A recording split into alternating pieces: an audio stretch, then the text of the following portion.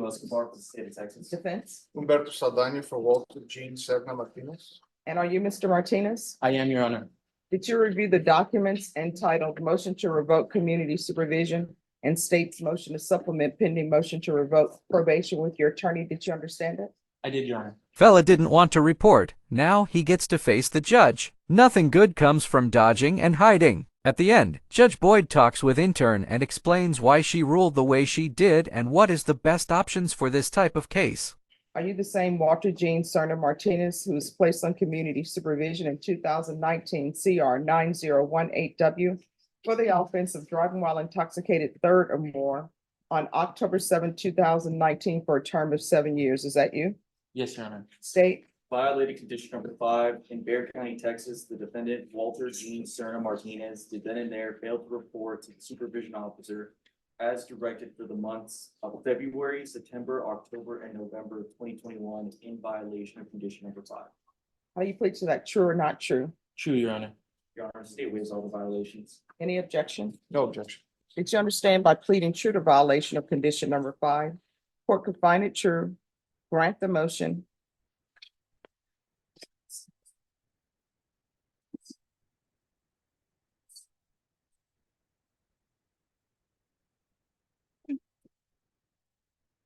There's part of the paperwork that's missing. It's a Monday. It's turning into a Monday. Here we are. And the court could sentence you up to 7 years in the prison. Did you understand?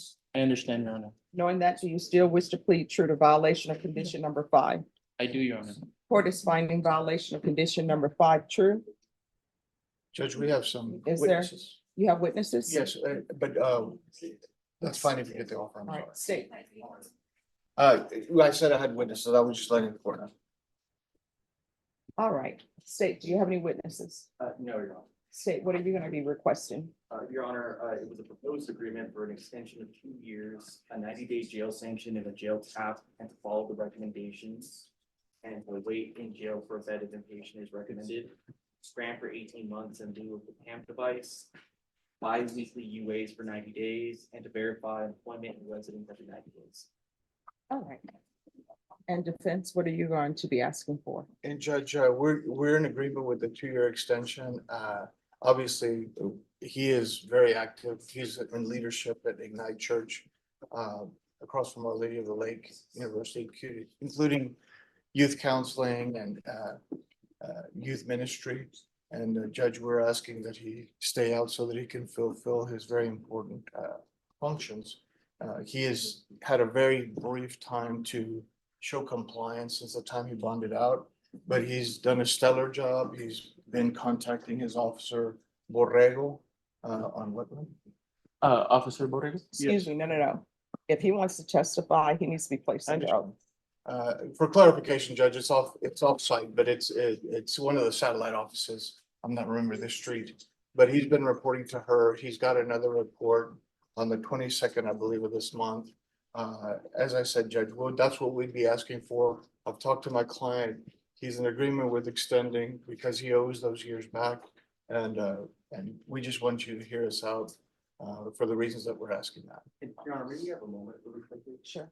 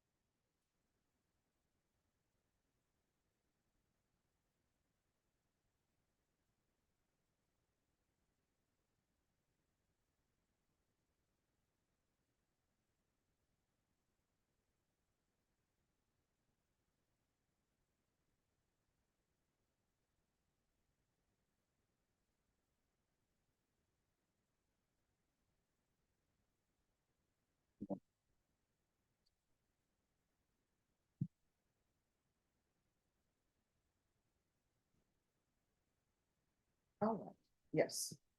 Okay, Judge, we would like to proceed for the reasons that we, All right, if you'll call your first witness. okay. Naomi Martinez.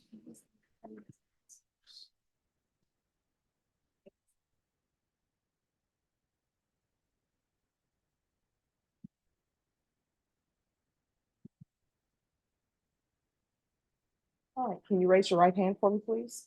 Do you solemnly swear and affirm the testimony you give will be the truth and nothing but the truth, so help you God? Yes, Your Honor. All right, you can lower your hand, state your name for the record. Noemi Martinez Luna. You're gonna need to speak up so that the Noemi court reporter can Martinez hear. Luna, sorry. All right, and don't talk while only one person can talk at one time.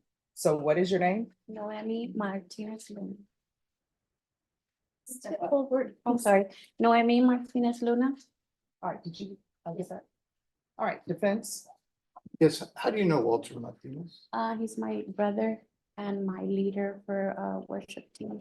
Okay, and where is this worship team? And Ignite is in front of Lady of Our Lake, Ignite Church. And how long have y'all been going to Ignite? 5 years, 5 years. Mhm. Have you become familiar with the reasons why we're here in court today? Yes. And what is your understanding as to why we're here in court today? For my brother revoking his probation. And he's trying to get another chance.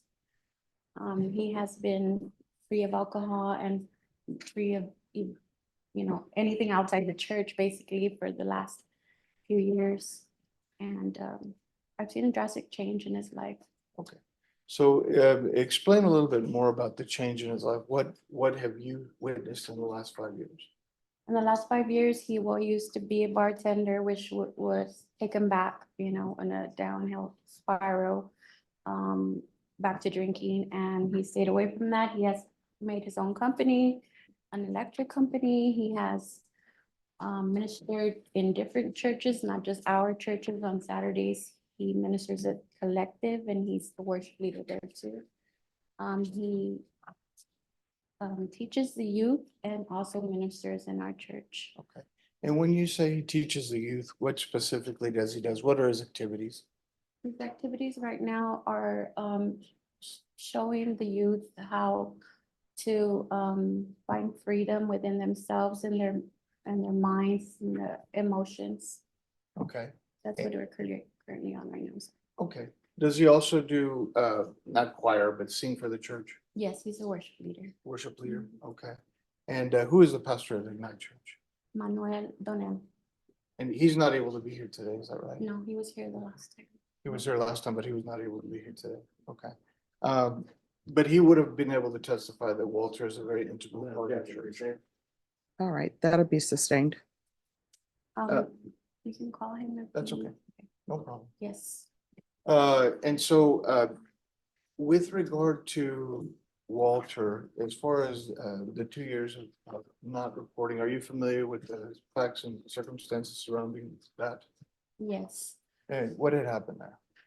It was after post-pandemic and he was struggling, going back to the electrical field. In that he couldn't afford the monitor, the payments that you have to do. And with that, he, I guess, self-medicated with alcohol, and he's told me and he's told our pastor that he's tired of that life and he doesn't want to, return. He just wants to move forward. Okay. So in essence, you know that who's the one that bonded him out of jail? Who did? Okay. And you put up money out of your own funds. Yes, and the pastor as well. Do you believe in Walter? Yes, I do. Do you believe that he can do probation the right way? Yes, I believe in him and in Jesus Christ. Okay. No, I believe in him and Jesus Christ. And do you believe that he has a positive effect on the community? I do. And particularly the youth that you talked about? Yes, and the young adults. And Walter's not up here saying that his previous life didn't involve sin, right? Mm. Okay. But he's saying that he's rectified that and he's got a grasp on it, is that what he's saying? Yes, sir. He has also ministered to the youth the consequences from his DWIs in his past and how he's come to overcome with structure. And why is it you believe that he continued to be abstinent from alcohol? He's probably tired, I mean, after that, and then the post-pandemic, after everything that just happened these last 5 years, it's an eye opener, it's a wake-up call as well. Do you know if he has a current probation officer? He does, and he's also volunteered to the probation officer to allow him to go in and do drug screenings as needed, and she agreed to every 2 weeks is fine with her. Okay, great. And he wants to prove that he can do this in a sober fashion. Is that Yes, right? sir. Is there anything else that you want to tell the judge before she makes her decision as to what to do with Walker? Before this, the other DWIs that he had, I didn't see him wanting the change. I automatically would see him go to, the bartender, and I would tell him, that's not a good idea. And now he's like, he opened his business. He doesn't want anything to do with that. And he's trying to be, a good citizen to this community and especially to the church and an example to the youth and the young adults in our church. Do you have any reason to believe that that will be disrupted by any incarceration as far as his functions at church? His stuff at church, his business, and the other church is not just our church. Okay. Wait, what do you mean by that? That's not just our church. He's a worship leader at Collective, and we also go with Rise Worship, and so he doesn't only lead worship at our church, he leads in other places. Okay. Is that all you wanted to tell the court? Yes. Okay. I pass the witness, Your Honor. State. So your brother is teaching the kids about the consequences of what happened whenever he got a DWI, right? Right. Would you agree that part of the consequences is probation? Yes, sir. And And he that, tells him that, sorry. well, you would agree with me that he hasn't been reporting in almost 3.5 years. Do you think that's a good example of facing the consequences of your actions? No, but that's something that he's changing. He's working on currently to move forward. But that's only after he got arrested. He had told me that he needed to come in and he needed to find a way, and it just, we prolonged it, but he did tell me, he shared it with my pastor and he shared it with my mother. But he never actually came. He hadn't, no. He planned to, it was too late. And that's a consequence that we're here today. So you would agree that being a good leader and teaching about the consequences of your actions would be taking responsibility. Yes. Pass the witness. Any other questions? Yes, just, so, I mean, obviously, we wouldn't be here. There weren't some missteps along the way, right? Do you know if this is his first MTO? For this, yes. Okay. Do you know, has Walter talked to you about consequences and facing consequences and what he's learned? Yes, we talk about consequences. Okay, how often do you meet with Walter? He lives with. Okay. He How long do you, how often do you speak with Walter? lives with me every day. So every day you talk? Yes, sir. Okay. And do you all attend church together on Sunday? And Wednesday as well, and Saturday for prayer. Okay. And so would it be fair to say that he's very involved in church? Yes, And you've stated already that there's a lot of positive things that he can show these. yes. And let's be honest, this church is not on the best side of town, right? No, it's not. Okay, it's very humble beginnings and it's people that may be there for certain reasons, right? Yes, sir. And people that maybe have a lot of past transgressions go there. Exactly. We've had a few people come in as walk in and seek for help, and their help has the same to do, like either with drugs or alcohol. And, when they hear me too, but look at me now, it's, brings glory to God. And, Okay, I appreciate that. I pass the witness. No problem, Sid. All right, I have a few questions. When he was placed on probation in 2019, was he still bartending? in 2019, no. Was he bartending in 2020? Eventually he went on 2021. No, All right, so 2021, he was bartending. And were you aware that he was on probation? yes. All right. And did he speak to you about bartending He during actually, 2021? actually, I spoke to him. I brought it up to his attention and told him that it was a bad idea, like I said earlier. All right. So did you ever speak to him and tell him, hey, have you been reporting to probation? No, Did you know he was not reporting to probation? no, I thought he was. All right. Thank you so much. All right. Call your next witness. Walter Jean Serna Martinez. All right. Can you raise your right hand? Do you solemnly swear or affirm the testimony you give will be the truth and nothing but the truth, so help you God? Yes, Your Honor. All right. You can lower your hand, state your name for the record. Walter Jean Serna Martinez. All right. Vince? And Walter, you've heard what your sister had to say. Is there anything that you wanted to add to that or correct? There's nothing that I would want to correct. It's just in these last couple of years, Judge, that I have not been reporting to probation. I did know that I needed to. And yes, I did fail the court in not reporting to probation for fear of incarceration. But since my time and while I was out here, I have done the best I can to live right and even abide by the rules that had been given to me the first time. I seeked to start a business, to learn a trade, and to become great at that trade. I seek to grow spiritually, and I feel that I have done that and have been given the opportunity, even from my pastors, to share my testimony and as to this, as to even the consequences, understanding that yes, I did need to go in, and even now, so telling the youth, this is what happens. This is what happens when you don't take care of something. This is the consequence. I understand fully. I would love to continue to stay out and work in the community and still be an example and just letting other people know and maybe impacting somebody else's life by the sharing of my story, from coming from a place of alcohol abuse to a place of where I'm happy with myself. Judge, I'm happy with myself. I used to abuse alcohol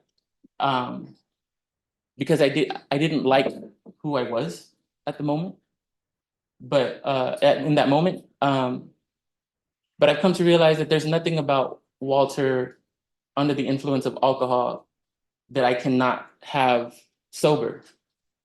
And I've got to the point where it's like alcohol is not even something that I pray for. I do still stay in my distance because you don't play with the snake knowing that it'll bite you.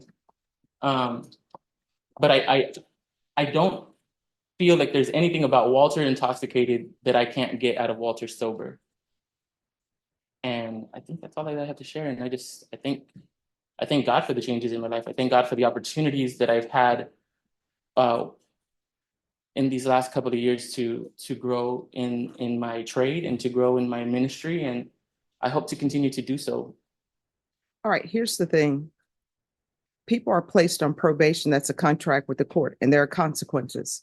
I know people would love to, hey, I'm not reporting, and then come up to the court 4 years later and say, but here I am now. I've got my life together, so let me not face consequences. And sometimes people think, oh, well, the consequence is I got arrested.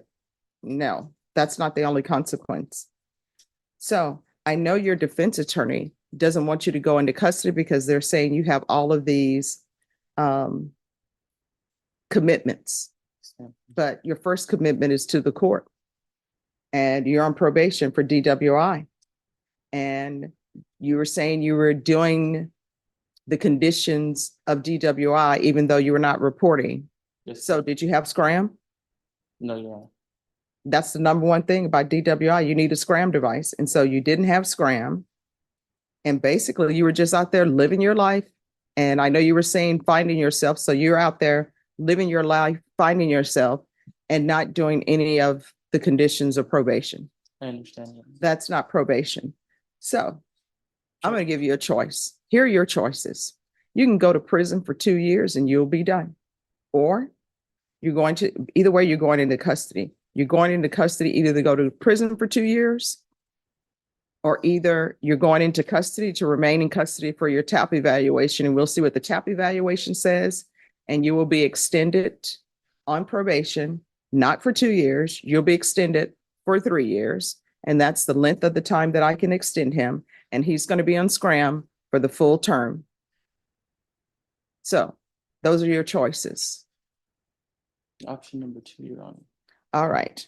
So the court is finding violation of condition number 5 true. There's going to be a TAP evaluation.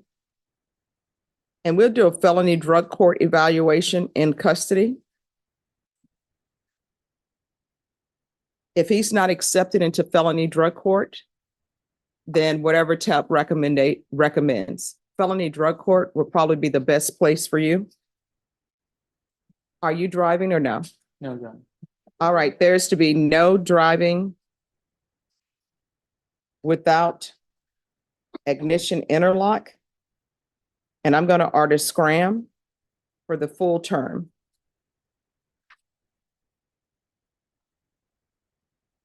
And there's to be no employment in any field where the main source of income is alcohol.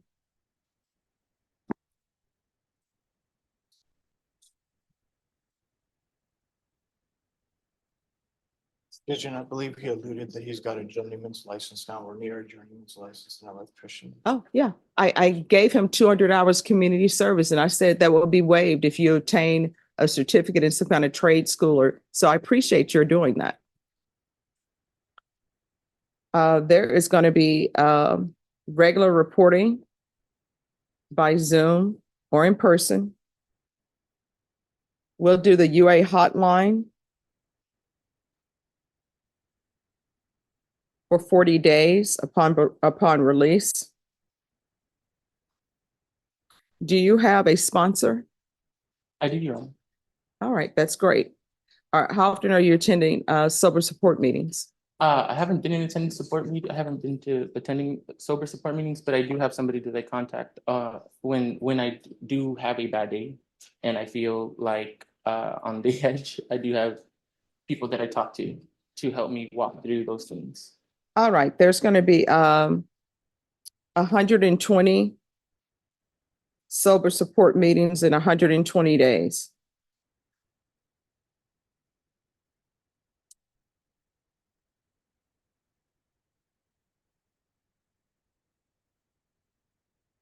And extend for 3 years. Probation, is there anything else you're requesting?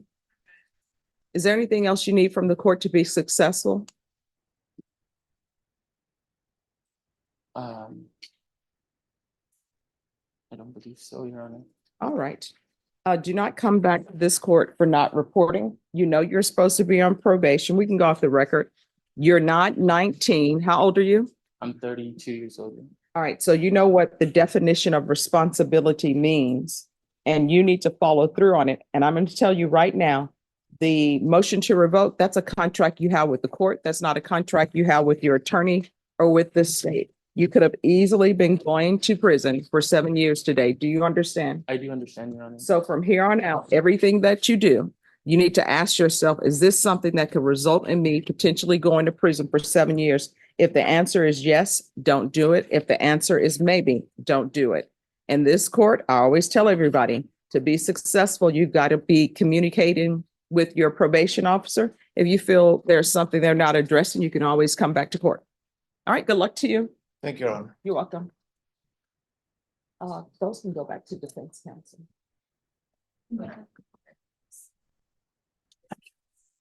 You have somebody who's done nothing on probation, but they've improved their life in the community. They haven't committed any new offenses. So it's sort of the whole thing of probation is supposed to be about rehabilitating. But there still have to be consequences for not reporting, because then otherwise everybody would say, oh, I've signed the contract to be on probation, but I'm just going to do my own thing. And then when I come in, I can tell the court, I know I've been missing for 5 years, but now I'm a medical doctor, or I have children I'm taking care of. There still has to be consequences. Yeah. Oh, that's sort of like your resume of drug use. So it's called treatment alternative to incarceration.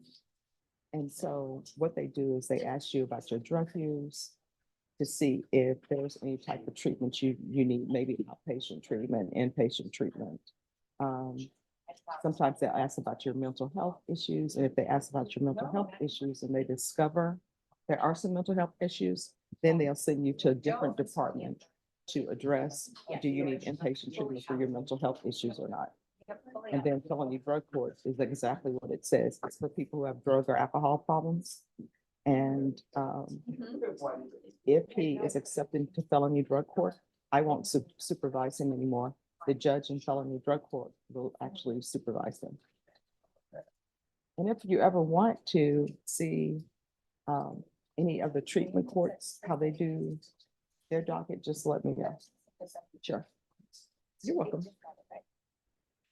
It's interesting how the judge thinks. There are several different rules they must follow, and we all know some judges go outside of the rules and create their own chaos, structure of sentencing. Sometimes it works and sometimes, well,